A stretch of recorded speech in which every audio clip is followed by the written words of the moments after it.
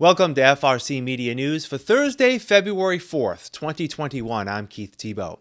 This week, we get a status update on the distribution of the COVID-19 vaccine. Some Fall River Public School students will return to the classroom this coming Monday. We check on how the region's Catholic schools are working through the pandemic, and the Greater Fall River Fitness Challenge kicks off next week, albeit virtually. All that and more coming up. Phase 2 of COVID-19 vaccinations began this week, with those 75 and older now able to make appointments to get vaccinated. Here's the latest list of locations in Fall River distributing the COVID-19 vaccine. CVS Pharmacy on President Avenue is accepting appointments online or by calling 1-800-746-7287. Walgreens on Plymouth Avenue also accepting appointments online or by calling 1-800-925-4733. The city's Department of Health and Human Services is hosting a site at Bristol Community College. The college is not coordinating appointments, so please do not call. Appointments can only be made online. Health First Family Care Center on Quarry Street is currently contacting all of their patients age 75 and older to come in to get vaccinated.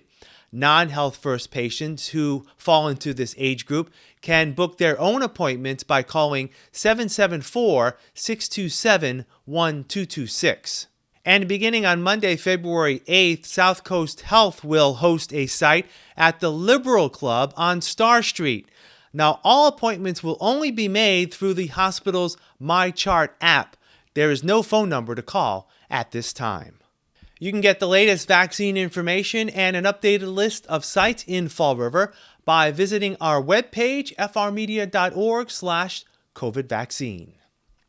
During our weekly conversation with Fall River Mayor Paul Coogan, he said once available, seniors should call the state's COVID vaccine call center to get on a list to set up an appointment.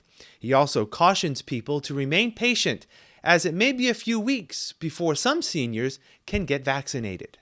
The shortage of vaccines out there, we were only getting 400 this week, and then they ended up giving us, supplemented us with another 300, which allowed us to open today, or we would not even be open today. And I did get on the phone yesterday afternoon with the Lieutenant Governor and told her that we need more vaccines in Fall River, and we are not strictly a Fall River site. We can accommodate people from all over Massachusetts, and we're more than happy to take a wide swath of people that want to come here. So she understands that we're not just going to be a local center. We are going to be a regional center. There's also a proposal to put another regional center between Fall River and New Bedford, which could be opening up a little bit towards the end of the month. I think they're trying to gauge that so when there's more vaccines available. But right now, Fall River is ready to step up and take care of its residents and anyone in the state that needs a vaccine. Massachusetts Governor Charlie Baker this week announced COVID vaccinations will ramp up beginning next week. The state is counting on receiving about 100,000 new doses for next week. He hopes to provide 1 million vaccinations a month sometime in the spring. The governor says the number of vaccination sites will also be increased, with the anticipation of offering about 120,000 new appointments. Despite the news, the governor says the pace of vaccinations is still not meeting demand. I get how unhappy many people are with the rollout, okay? I hear it, the Lieutenant Governor hears it, Secretary Sutters hears it. There are some reasons for that unhappiness that have to do with the decisions we made out of the gate, which I do not apologize for. The decision we made to vaccinate straight out of the gate hospital workers and other healthcare workers, especially those who are frontline to COVID, the decision we made to organize and structure a very significant and complicated outreach program to congregate care providers who serve people with mental health issues and developmental disability issues and other special needs, and the decision we made to choose to be focused early on some of the populations that would not necessarily, homeless people, who would not necessarily be part of the rollout in many other places, I think we did the right thing there. But I get the fact that that meant other people needed to wait. And I'm not satisfied with where we are. I know the Lieutenant Governor and Secretary Sutters aren't either. But one of the things we tried to do as an administration, and I think have done well, is to be open to criticism and to take criticism and to make adjustments and to get better. Some students in the Fall River Public Schools will be returning to the classroom beginning on Monday. All students, except those with special needs and in ESL programs, have been learning remotely since just before Christmas. Prior to that, the district had been working under a hybrid model of remote and in-person learning, breaking down students into 4 cohorts. School Superintendent Dr. Matthew Malone announced that beginning Monday, students in grades K through 5 in Cohort C will return to school for in-person learning. All other students will remain remote. Following winter break the week of February 15th, when students return on February 22nd, K through 5 students in Cohort D will be in school, while all other students will be learning remotely. On Monday, March 1st, Cohort C students in grades K through 8 will return to the classroom. The following week, on Monday, March 8th, K through 8 students in Cohort D will be back in school. Under the current plan, all students in grades 9 through 12 will remain remote for the time being. I am a firm believer that at some point kids got to get back in school and find a rhythm and a manner to education. Education works best when it's on some kind of a schedule that people can regulate themselves to and know what they're going to learn on what day. When you are in, you're out, you're in, you're out, it's very, very difficult. It's difficult for teachers, it's difficult for students, and we all grew up in a structured educational model that's worked for a long time. It's tinkered with all the time. It's adjusted length of periods, what's instruction like. That's okay. But staying home or working on a computer for a kid in the 2nd grade or the 1st grade is extremely testing. And I hear that all the time from parents.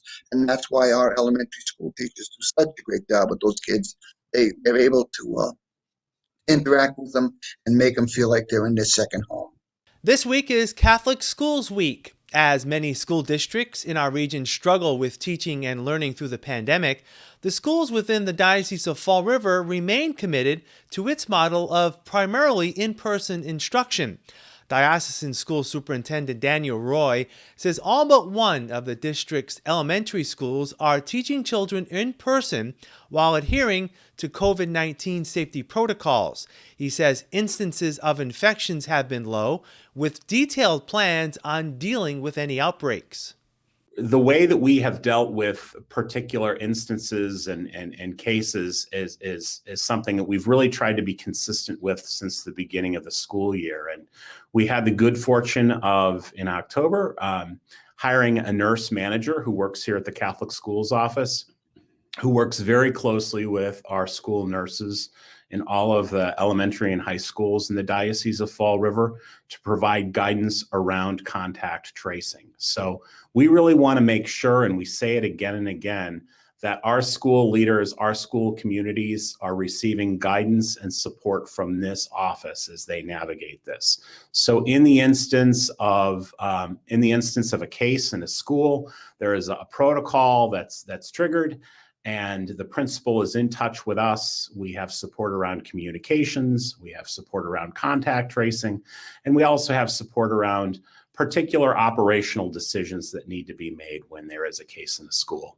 Mr. Roy says with students from across southeastern Massachusetts attending the diocese's 20 Catholic schools, it was important to build collaborative relationships with local health officials. Our schools are located in 11 different cities and towns here in Southeast Massachusetts, from Hyannis on the Cape to Mansfield and Attleboro to the north. And, of course, our students come from more than 11 cities and towns in Southeast Massachusetts. And so, what we have really made a priority of throughout the year is establishing a good rapport with local boards of health. And so if there are outbreaks in particular cities and towns, or any developments that would affect our students and school communities, we're on the phone with them. Oftentimes, our office is joined in a phone call or a Zoom session with a local board of health to get guidance. And what we've found and really been appreciative of is the particular way that some boards of health have made a real priority of communicating on a regular basis with all of the schools. With classes at the midway point of the school year, Mr. Roy says students and teachers deserve credit for their perseverance. Our students have been nothing less than stellar. They have risen to the occasion. They have, embraced and internalized the protocols necessary for student health and safety. Our teachers have been total champions. Our school leaders have led heroically through all of this. And I think that there just continues to be a general sense that folks are happy to be together. It's not to say that there aren't challenges, there aren't hard days. That comes in any school year, right? But I would say that there's just a general sense that folks are happy to be in community and in a faith-filled community like the ones that we offer in our schools here. Meanwhile, Bishop Connolly High School Principal Kathleen St. Laurent says the school has maintained its hybrid learning model. With our hybrid model, we have our grades 9 and 10 students in person Monday through Friday, and we have our 11 and 12 students remotely on that week, and then we switch. So students are in person for a full 5 days every other week. It gives us, the continuity of education. It also gives the students an opportunity to build community within their grade level, and we can keep them socially distanced, have small class sizes. It's worked extremely well for us at Bishop Connolly. And the weeks that they are here, we really try to maximize that with as much as we can for student engagement. You can see it in their faces and the way they greet one another, their faculty administrators. They're really happy to be in school in person. And I think it's made us all truly appreciate, I think what we took for granted for so long, that we all could be here together. And they've done a wonderful job adhering to all of our social distancing regulations, mask wearing, cleaning protocols. It's a lot for all of them. And they do it because they want to be in school. As with the rest of the district, COVID infections at Bishop Connolly have remained low. We've been extremely fortunate. Our cases have been quite low at Bishop Connolly. Again, having half of our students in for a week and half at home has really assisted with that.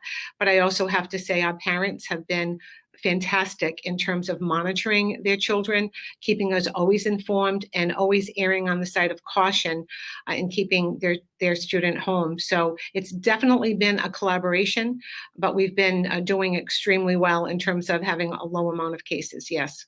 Even though the pandemic has made this school year different, Bishop Connolly is looking forward to celebrating student success later this spring. Last year, we did have a live graduation at Bishop Connolly outdoors, and it was really successful. We will plan to do that again. So we have our graduation set at Bishop Connolly for May 26th, and it will be an outdoor event. And we're also planning many of the other end of year activities that we can do safely, as many as we can do outdoors, getting a lot of input from our students as well. It's really important to provide as many of those things to provide a sense of normalcy and celebration. There's a lot to celebrate as you come to the end of a school year, and we want to be able to do that with all of our students. So it's an exciting thing to think about. Even though Fall River Government Center is open by appointment only, the city is reminding residents of ways to pay tax bills without needing to come downtown. The Fall River Collector's Office is set to issue over 61,000 excise tax bills by the end of this week that will be due in March. Residents may pay their tax bill in one of the following ways. Residents can drop off a check or money order at a drop box located at the 3rd Street entrance at Government Center. Residents can pay at one of 5 Bay Coast Bank locations in Fall River. They can also pay by mail with a check.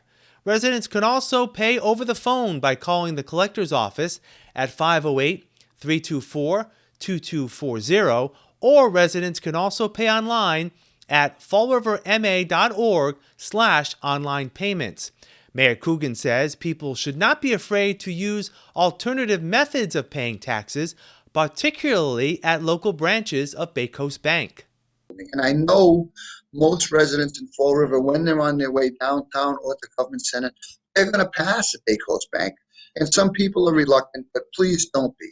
Go there, you'll get a stamp receipt. They take care of our finances, and they'll be glad to help you as best you can. And it also keeps you in your car if that's what you're more comfortable with instead of going in a building. So use a Bay Coast Bank. You can mail a check. You can call downstairs, collector's office. We'll be glad to help you. But yeah, or use a Dropbox. We'll do whatever we can to help you. But you know, they're not trying to pile everybody into the building because that's the traditional way of doing it for people. People are comfortable with that, but at the same time, there are some options available. We'll have more FRC Media News right after this. Hi, I'm Tess Curran. I'm the Director of Health and Human Services for the City of Fall River. I hope you and your family are well. The safety of our community is a priority of Mayor Coogan and myself. The Massachusetts Vaccine Advisory Group has developed the vaccine distribution timeline. As we move through the vaccine phases, I would encourage residents to regularly check the Mass Department of Public Health website to know when they are able to receive the vaccine. The COVID-19 vaccine is safe, and it is critical that residents receive the vaccine as soon as they are able to based on that timeline. However, the vaccine is just one piece of the puzzle. We must all continue to socially distance, wash our hands, wear our masks, and stay at home as much as possible. There is a light at the end of the tunnel. We must all continue to work together to get control over this pandemic.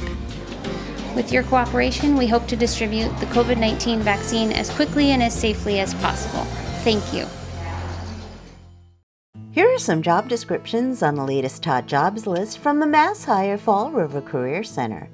Bank teller, Citizens Bank, located at 4548 North Main Street, is looking for a part-time bank teller to provide account services to customers by receiving deposits and loan payments, cashing checks, issuing savings withdrawals, and recording deposits. Job number 144-82068. Veteran Representative Employment Counselor. The state of Massachusetts is in need of a full-time veteran representative employment counselor responsible for providing intensive services and facilitating placements to meet the employment and training needs of veterans in the Fall River area. Job number 144-83273. Estimator. Primacare, located at 277 Pleasant Street, is seeking a full-time estimator to prepare cost estimates and prepare bids for construction projects. Job number 144-74048. Kindred at Home, located at 275 Martine Street, is in need of the following full and part-time positions. Home Health Social Worker, job number 144-88975. Registered Nurse, job number 144-88300. New England Gas Company, located at 36 Fifth Street, also is in need of the following full and part-time positions. Gas Operations Manager, job number 144-89290. Senior Electrical Engineer, job number 144-89257. For more information on these or other positions, visit Mass Hire JobQuest at jobquest.dcs.eol.mass.gov or call the Mass Hire Fall River Career Center at 508-730-5000. Welcome back. The Fall River Arts and Culture Coalition is continuing its work coordinating the expansion of the arts in Fall River. One South Coast Chamber co-CEO Michael O'Sullivan says after many years of trying, there is now a concerted, unified effort to grow the arts. The coalition got started by a couple of our larger members in the chamber who just felt that something needed to be done to help build the arts and culture and help people collaborate and help really build just a better organization and really just be able to try to help build arts and culture and as part of economic development in the city. It's we've got a lot of artists. We've got a lot of we get the Battleship, we have the Narrows, and we have the Children's Museum as just three examples of great organizations in the city. And the idea was to just really help everybody collaborate much more and bring everybody together, which we've been able to do. We, COVID had slowed things down a little bit, but a year ago we had on a regular basis at least 40 members coming to a monthly meeting to just talk about collaboration. And we've raised money as part of a public-private and philanthropic partnership. Funding for the coalition has been driven by foundation money and support from the local business community. Julie Gagliardi of Bay Coast Bank says the investment from the bank made sense in the face of the success of other regional art initiatives. I think from the beginning, we've seen arts and culture as another primary economic driver. We've done a lot of partnering with area organizations throughout the South Coast, including the Chamber, with respect to education, because we think that's really important. But we also see a big connection with arts and culture. We see how the downtown New Bedford area has really been invigorated through arts and culture. And we want to kind of foster that same opportunity here in Fall River. The coalition is in the process of undertaking the development of an arts and culture master plan, which will guide local growth. Coordinator Devin Torres says the coalition is planning local activities to tie artists to local businesses. The first effort is currently underway. Right now, we're putting up a winter placemaking project called Winter Bridge, and it's an outdoor community space in Gramada Plaza where we'll have safe, curated local programming to follow all of COVID guidelines. We're going to be having local programming and some giveaways. We'll have fire pits where you can sit down and relax and take in all of the sights of downtown. And we'll also have some local vendors and outdoor activities in that space. One of the first initiatives for the Winter Bridge program is a window display competition, downtown window display competition. And we are sending out call for artists and call for business to participate in this. We're hoping that we can get some local artists to create some installations for these local businesses and drive some traffic to those locations. So we'll have a judging committee with local community members deciding which artists and businesses will be paired together. And from there, they'll have 2 weeks to install their installations, and the community will have 2 weeks to cast their votes and vote for their favorite window display. And there'll be a first, second, and third place prize for the winning artist and business. Details of the master plan will be made available later this fall. It's long been a tradition for Greater Fall River Recreation to sponsor the Greater Fall River Fitness Challenge. That tradition will be kept alive this year, even in the face of challenges caused by the pandemic. Since its inception, dozens of people have been taking advantage of the annual effort to keep Fall River active and healthy. Anne Marie Holly of Greater Fall River Recreation says that goal will continue this year, albeit through non-traditional means. Unfortunately, we aren't able to see each other in person, but we wanted to keep this going. We think it's such a great program. We have such wonderful partners who are always willing to donate their time and support us. So we are doing an online fitness challenge again, like we did in the summer. It's going to be, again, the Wednesdays and Saturdays. This time we're going to be hosting the classes on Zoom. So people have the opportunity, if they would like to show their picture while they're exercising or their video, they can see their friends, they can commiserate together when the exercise is too hard. The trainer can see them and can offer tips or modifications or, encourage people as they're moving and call them out by name. This year's challenge will begin Wednesday, February 10th, with virtual classes being held each Wednesday and Saturday through April 17th. Tabitha Gendro of Tabby's Transformations is organizing the schedule of online workouts with the goal of helping people of all skill levels. And my approach is really just providing functional fitness classes so that it's doing body weight exercises, different things that will help them in their day-to-day life, stretching, maybe using some kind of weights or jump ropes or different things that they might have access to at home, just to kind of help start small and using progressive challenges to get them to a point where they were the year before, because it seems like every year we kind of fall into a winter rut for a little bit through the holidays. And so that's what's been great about this challenge, is every year in the new year, people can kind of jumpstart themselves and then get themselves back on track where they want to be, until they can be outside walking and doing all the activities that they're normally doing when there's nicer weather outside. Ms. Holly says those who participate in the challenge understand that keeping active leads to healthier habits.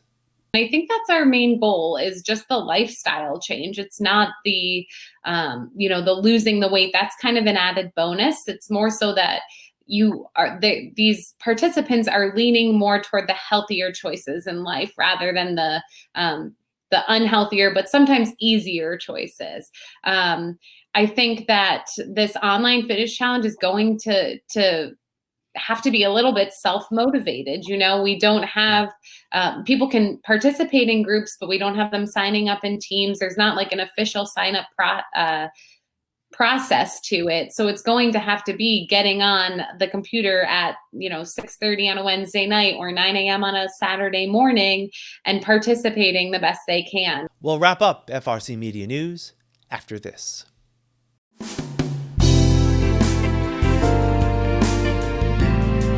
Hi, welcome to Hot Dogs and Cool Cats. Today with us we have Audi. So Audi, he's about 9 years old. He is shy. He does ask for the attention. He is a very sweet cat. He does get along with other cats. I'd probably put him with maybe older children, maybe 12 and up. Only because when he does go somewhere new, he is very shy and he does get spooked. But once he feels comfortable, he would make a great cat. He doesn't mind being held. So come down and meet Audi, because I know he'd love to meet you and get the attention. He's a very sweet cat once he gets comfortable. So we are located at 300 Linwood Street in Fall River, Mass. At Forever Paws Animal Shelter. Because I know Audi definitely would love to meet you. Today we have Nathan. He is roughly about 7 years old. He kind of has your typical personality of a cat. When he wants to be loved on, he'll let you know, but when he's had enough, he'll also let you know. He does do good with adults. I wouldn't put him with any children. He's picky with his treats. He doesn't like the expensive fancy ones. He likes the cheap stuff. But he is a good boy. So if you want to come meet Nathan, we are located at 300 Linwood Street in Fall River, Massachusetts. Because I know Nathan would love to meet you and to have another chance at a home. He is a good boy.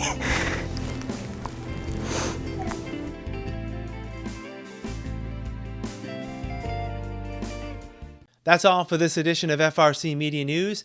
Please check out our website, frmedia.org, for all the latest news and information, as well as latest updates on receiving the COVID-19 vaccine. FRC Media News airs Thursdays at 6 p.m. and Fridays at 5:30 p.m. For all of us here at FRC Media News, I'm Keith Tebow. Have a great weekend, and we'll see you next Thursday.